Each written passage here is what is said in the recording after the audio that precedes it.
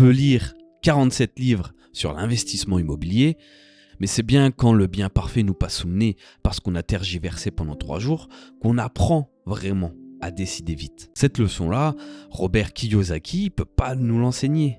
Il faut la vivre. Votre vie, c'est un laboratoire.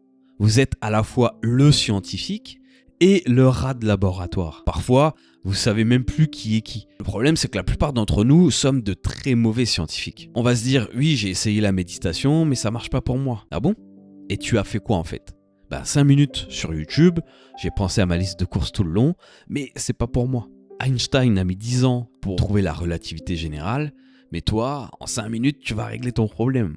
Évidemment que non. On tire des conclusions définitives après une expérience ratée. Si les vrais scientifiques faisaient comme ça, on vivrait encore dans les cavernes. Il y a le savoir de la tête et le savoir du corps. Le savoir de la tête, il faut négocier son salaire.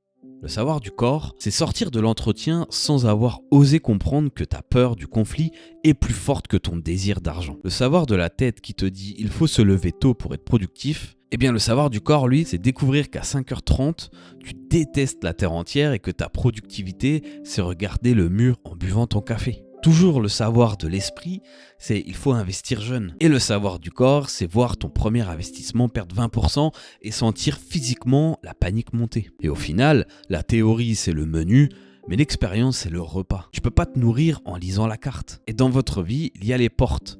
Certaines s'ouvrent avec des clés qu'on trouve dans des livres, mais d'autres ont des serrures spéciales. Elles s'ouvrent uniquement avec l'expérience vécue. Et c'est vraiment l'expérience qui fait tout.